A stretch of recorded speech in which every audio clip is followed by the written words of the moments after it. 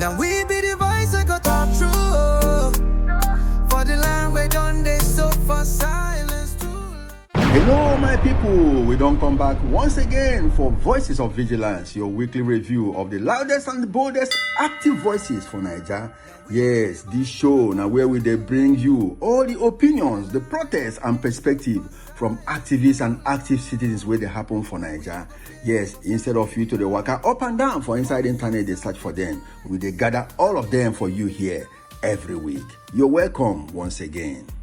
Oh yes, my people, make una hear tori wey happen for Nnamdi Kanu trial will resume again for Federal High Court Abuja on the 28th and 29th of May 2025.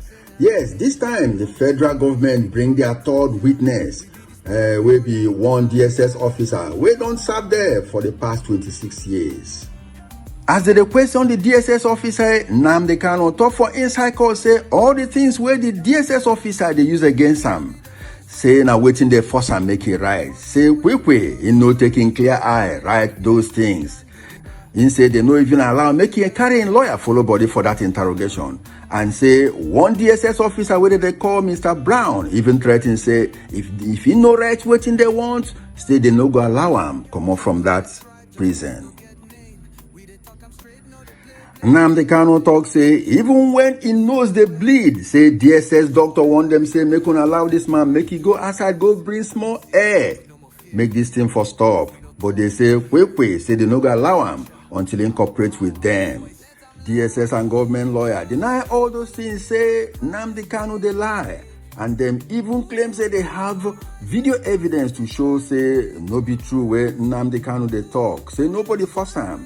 Because of that, the judge, Justice Onitsha, can order say they must do trial inside the trial to determine whether the thing where Nnamdi Kanu they talk not true or been a lie. Inside the trial, the judge say in hear Nnamdi Kanu voice for inside the video when he tell them say in lawyer no they around, say to force him to talk with her the lawyer now law they break. This now the third witness where DSS they present for courts where them call CCC. Last week, we promised say we go play the voice of Marcel Happiness Okocha as him break down the Nnamdi Kanu matter for courts. Because story plenty we no fit bring them to you because time no reach. But this week we go start with them. Make una hear in opinion concerning this Nnamdi Kanu matter as in they happen for courts. Marcel don't want to say he no be lawyer. Say everything when they talk, and so in think for your opinion. The federal government of Nigeria, it is clear that they don't want to leave Nnamdi Kanu. If not, they could have withdrawn the case. So no need to try Nnamdi Kanu if they want to free him. So that is apart. There are two occasions that scares the federal government of Nigeria. Just two occasions. And that led to the appeal court of Nigeria discharging Nnamdi Kanu, acquitting him of all charges. What could that be?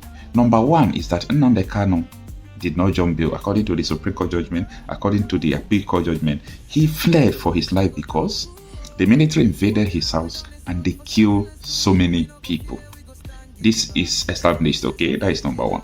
The second thing that scares Nigerian government about Nnamdi Kanu case, and they never wanted to hear this in court, is that they kidnapped Nnamdi Kanu from Kenya.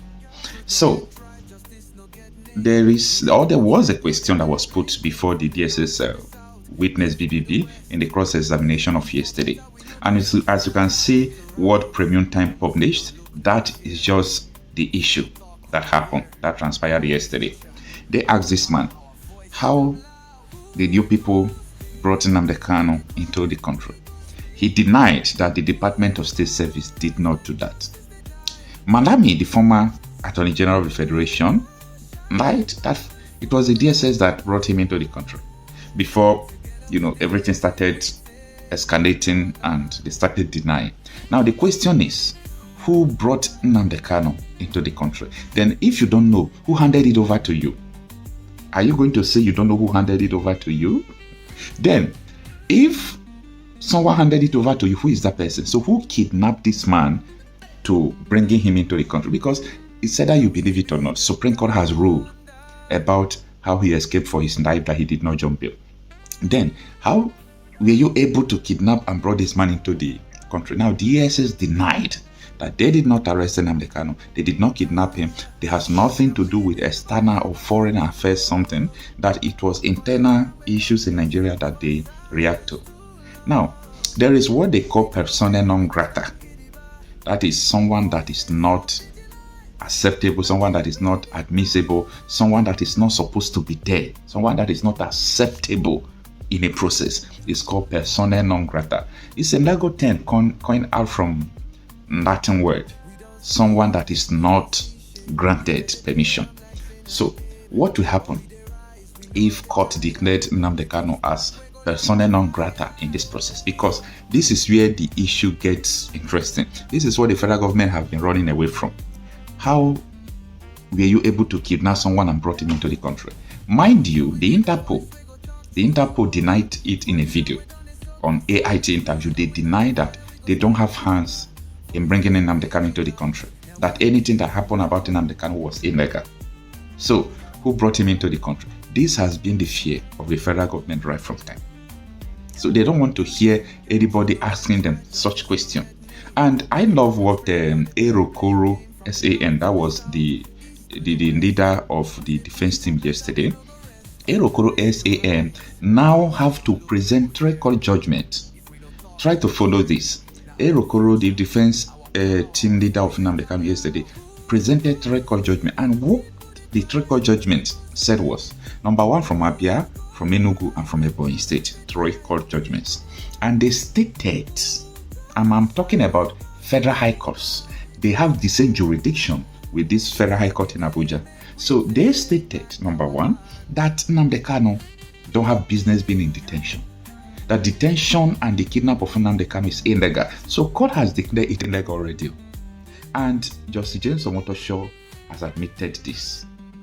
Court fined federal government of Nigeria 1 billion, a court in Enugu, declaring the arrest and the illegal detention of Nnamdi Kanu as uncalled for. So the third one is the court from Ebonyi. So all these courts have exonerated Nnamdi Kanu about these charges. So if court has admitted these record judgments because of the way Nnamdi Kanu was kidnapped and brought into the country, I am not a lawyer, as I said before. I am not a judge. So let us look forward to seeing what is going to unfold. But I am still asking one question. What do the federal government really want from Nnamdi Kanu? My people, last week we just as VDM, that's VeryDarkMan, enter Onitsha drug market, go challenge NAFDAC over the markets where they locked since February. Yes, NAFDAC don't finally respond to come write Ogbonge tweet for their X handle. Make we hear as VDM reply them. Alright, so it is becoming interesting. NAFDAC has accused social media influencer, popularly called VeryDarkMan, of colluding with fake drug merchants to incite the public. Fake drug merchants. NAFDAC, if you call them fake drug merchants and you are collecting 700,000 naira to open their shops for them to still sell the fake drugs, that means you are fake drugs enablers. You are even a bigger criminal than them at the end of the day. That's what it only means. You call somebody, say they sell fake drugs. You can't collect 700,000 naira to enable them sell the fake drug where go kill Nigerians, Abi? Now, you know the good part of this. I'm even happy that you did not say VeryDarkMan is lying. We did not collect 700,000. You only say at the inside. You did not say I am lying. Thank God, Nigerians can say I did not lie. That NAFDAC are extorting those traders in Anambra. It's not a lie. They are collecting 700. And so far, they've collected from over 1,000 persons, making it over 700 million naira. You see the kind of country where we did. That's number one. Number two, the Anambra State Police Command, the Anambra State Police wants incitement after VeryDarkMan visits the drug market. I'll tell you what he paid me about this post by Anambra State Police. The Anambra State Police Command has raised concern about rising online incitement by individuals outside the state. What's that supposed to mean? I am a Nigerian. What's the segregation about? Whether I come from north, east, west, and south, no concern anybody.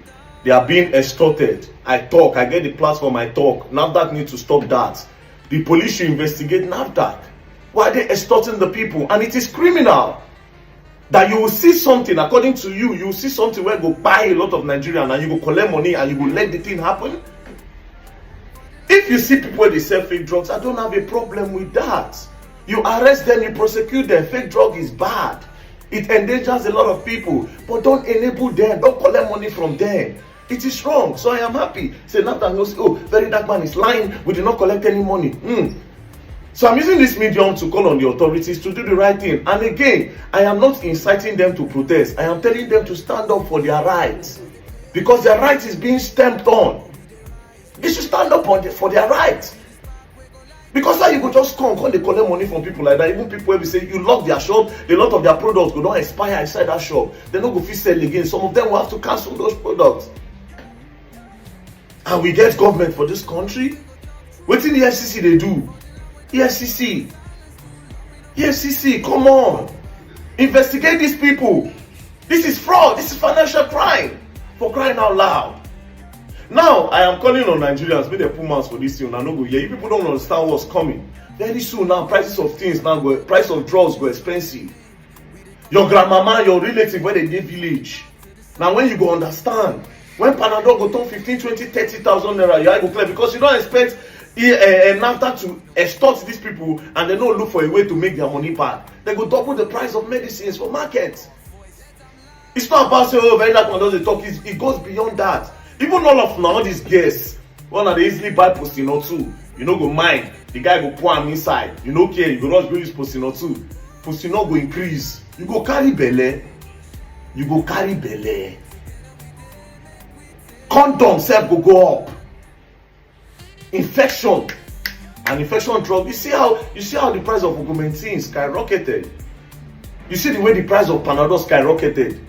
And not be only this market they don't do it. They don't do it for Lagos. Collect money for their hand. So and you see the title of their account, NAFDAC projects. So it's a project of extortion. Project extortion. From Anambra now, they'll go another state when they say this thing, they'll shut them down. And like I said, by the time you keep quiet for this one, if NAFDAC successfully do it, give them 2-3 years. They'll do it again. And if they are DG now, because if they are DG now, she don't age. Time for retirement don't they near. If the DG now don't retire, the new one will come. He will work on that template. Now the same thing himself will start to do, or she. I miss Dora Akuyili. To be honest, not only Dora have say, okay, yes, this is a woman that stood and fought against the people that were bringing fake drugs and drugs where will endanger Nigerians. After Dora Akuyili go, that was the end. Every other person was coming there to do whatever they like. They don't care about Nigerians. They don't. So, madam, I beg. I am not inciting anything. I am only saying that you should stop the extortion. Stop it. Anyways, like I said before, when they carry the matter, they go court. We will not let you people go ahead with this. And President Bola Ahmed Tinubu, please, we are begging you to look into this. It is wrong. And again, like I said before, if now no one, we will come protest. Anambra State government, Anambra State Police, protest is our right. Nobody's fighting, nobody's anything. It's just for the government to hear our voice. Please don't extort the people. If you catch anybody with fake drugs, you prosecute them. You jail them. Lock their shops, pack everything, burn it, jail the person. If you like, jail them for life. Because it's criminal to do something where they say you go buy people just for your own selfish interest. Jail them for life. Nobody cares. But don't come and collect money to enable them to do it again. It is wrong. For another Tory, another active voice wey burst everywhere for inside social media last week na the man wey they call Bako Isa Dan Asabe, a northerner from Kanu State where they live for inside New York, for inside America. Yes, this man talk strong word, give the whole of Nigeria people. Make I want to now, the man drop plenty F and S words, so we will go see whether we go fit clean up. Make we listen first. So the hardest thing I've had to accept since I've been here is that Hausas, my tribe, my people, unfortunately are not going to allow Nigeria to become what it's meant to be. The mindset of the northern Nigerians are going to destroy this country. I'm sorry to say it. So this is an idea I had, right? It was very simple. Raise money, build orphanages, massive orphanages, and pick up the Almajiris off the street. Take the Almajiris off the street. Teach them engineering. Teach them tech. Teach them coding. Take them off the streets and teach them, try to get them up to par so they can compete. And I brought up how every time I had this conversation, I would bring up the 4 Indian kids, the 4 Indian boys, like 10-year-old boys that were online, or they were doing the live chat and building an app. Every time I bring up this idea to a northerner, the first thing they ask is, well, what about Islam? What about Qur'ani? What about Islamic school? When I say I have met incredible resistance to the idea of taking these boys off the streets and getting them to join the global age. Like, my mindset is this: every corner you go in northern Nigeria, there are 5 people willing to teach these boys Islamic school, Quran. There are 10 people willing to teach them everything they need to learn about Islam. Why isn't there anyone willing to teach them anything else? So when I brought that up, some people were like, I had people going, it will never happen unless I have to teach them Islamic curriculum in the schools. I said, you don't understand. Northern Nigerians are against the idea of changing the trajectory and the outcomes of Almajiris. They say Almajiranchi, which is what it is embedded in our culture. And here's the thing, no, it's not. And as a Muslim, it's haram. Any northern Nigerian that wants to step, do it. It is haram. Because you are not allowed to bring a child into this world that you cannot raise. And there are northern of Hausa men and women who have babies with no intention of, they know they will only take care of that child to a certain age, then they'll pawn that child off. There are imams, men in the north, who rely on these kids for a living. They send these boys out every day to go earn a living to come back and give them.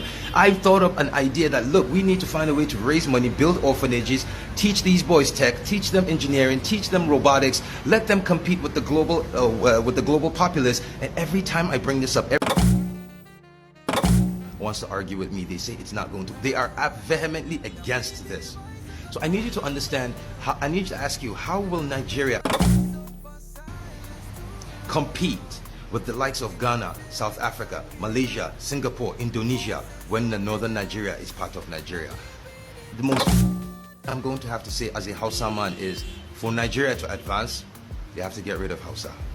They have to get the north Nigeria, it can never work.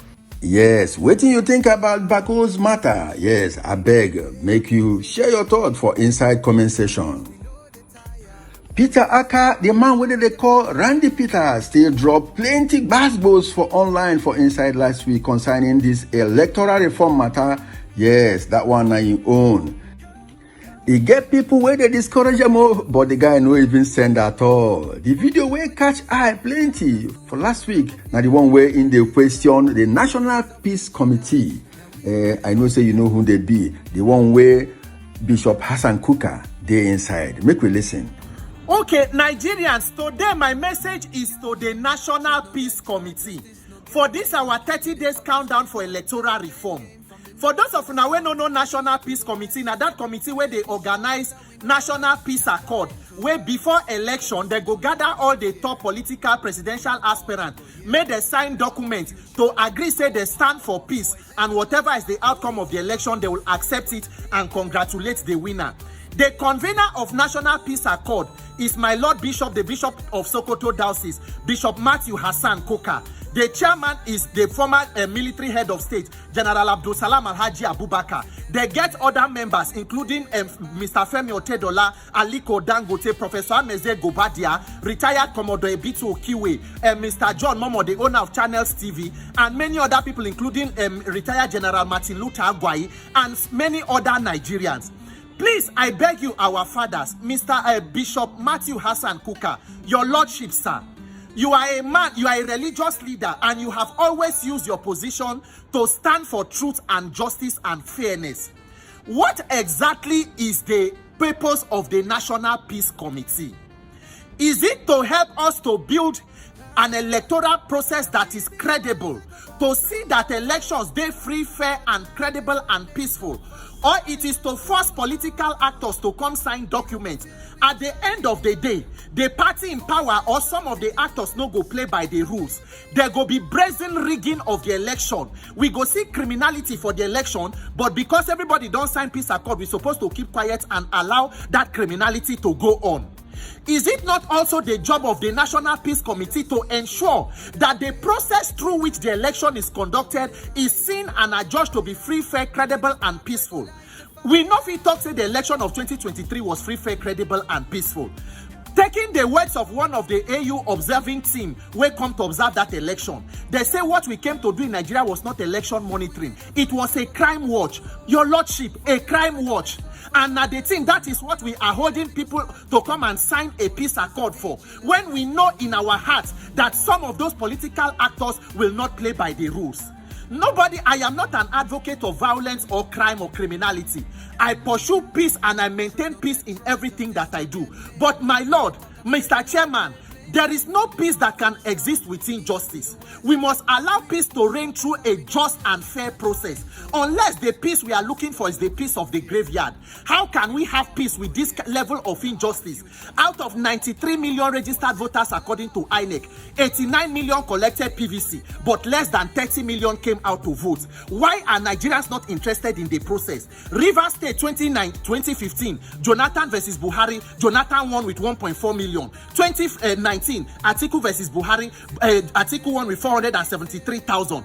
2023, Atiku versus Obi versus Tinubu, Obi won with less than 250,000. Are the voting bloc in Rivers shrinking with time or they are increasing? We must check the integrity of the process. I beg you, Your Lordship, Bishop Matthew Hassan Kuka, let your good office also stand up to join the call for electoral reform to fix INEC. We cannot have true and lasting peace with injustice side by side. Unless there is justice, that is the premises for peace that will be accepted by everybody. If not, we are just postponing the evil day and covering up the sins that have been committed gravely against the Nigerian state and the Nigerian people. I thank you, my fathers.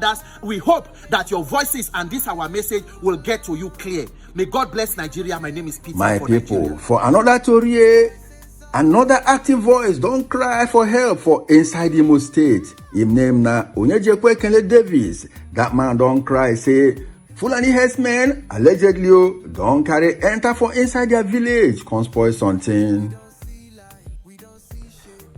Biko ejimohera na-ekela ndị agwa ndị mba nnọ agwa autonomous community na ndị ụmụekpu agwa onye nụ na n'olie na-awụ Pastor Onyejekwe Kele Davis Ogazi 1 of ụmụekpu agwa. Achọrọ m iji ohere a gosinu ma kọwapụtaranụ mkpamkpa bara na ụmụekpu n'abalị chijifo taa. Ihe anụ na ahụ na-awụ ụkwụ nnama ndị Fulani kpọ nnama ha bịa wakpo anyị n'abalị chijimafo taa. Ihe m na-agwa ihe ebe ị na-ahụ na-awụ kọmpaụndụ mmadụ. Ihe ahụ kọmpaụndụ mmadụ. Ihe awụ ụlọ kọmpaụndụ ndị mmadụ ri ihe a. Leecha ihe ndị ahụ plantain. N'abalị chijifo taa aga m egosi gị ihe awụ ụlọ mmadụ n'abalị chijifo taa ka ndị akpọ nnama ha wakpo anyị n'ụmụekpu agwa. Ihe awụ akpụ ndị mmadụ gbara na dia compound. Ihe akpụ mmadụ gbara na compound ya lecha ya ị ga-ahụ they were shooting sporadically. Ndị niile bi ebe ahụ gbara ọsọ n'abalị akpara ha ihe n'abalị onwe onye hiri n'ụlọ ya n'abalị around 3-4. Ihe awụ afụ ọrụ mmadụ tara afụ ọrụ lee ya. Finally, for this episode, one group we call themselves Transparency, Advocacy and Development Initiative don't carry protest for inside Abuja against Omoyele Sowore, the man where gets Sahara reporters. Yes, the group talks say Omoyele Sowore, oh no, he don't too much. Say injuries, they attack everybody up and down. He no get respect for everybody. Meanwhile, if you look at the face of the people where they follow and they do that demonstration, it be like saying now only that Oga sabi waiting so. The rest just they look anya like say no concern them. Make we watch them first. Omoyele Sowore, what began as a promising voice of dissent has now descended into toxic cocktail of arrogance, misinformation, and deliberate blackmail. Sowore has transformed Sahara reporters, like we know, into tools of personal vengeance, publishing unverified, malicious story designed to enlighten, not to enlighten, but to destroy. It has become a theater of ego and vendetta rather than truth. Let's make this clear. Activism is not lawlessness. It is not abuse of digital freedom, nor a free pass to lie without consequence. This is the line Sowore has consistently crossed, times without number. He has substituted sincerity with sensationalism. His criticisms are not born out of patriotism, but of personal bitterness and a bloated sense of righteousness. He sees nothing good in Nigeria, not because there is nothing good, but because he has trained himself to only see through the lens of conflict. Sowore has made a career of malicious blackmail, targeting individuals and institutions with reckless abandon. For example, he falsely and viciously targeted Bukola Saraki, launching a barrage of scandalous accusations with no solid proof, just bias and bravadoos. He even stood so low to attack Dr. Ngozi Okonjo-Iweala, a woman whose global integrity in governance and finance stands as one of Nigeria's brightest lights. And what for? To feed a narrative that suits his chaos-driven relevance. He did not spare his longtime friend, Lekan Fatodu, a UK-based journalist whom he blackmailed and was arrested for. He blackmailed Peter Obi and several other political figures to the extent the title of blackmailer in chief was coined for him. All right, my people, be like saying here we go bring the story to the end for this week. Next week, we go bring you other hot story of active voices and active citizens where they chook mouth for inside Niger matter. I beg no forget to like, subscribe and share so that YouTube go feel recommend this story for other people to watch. Goodbye.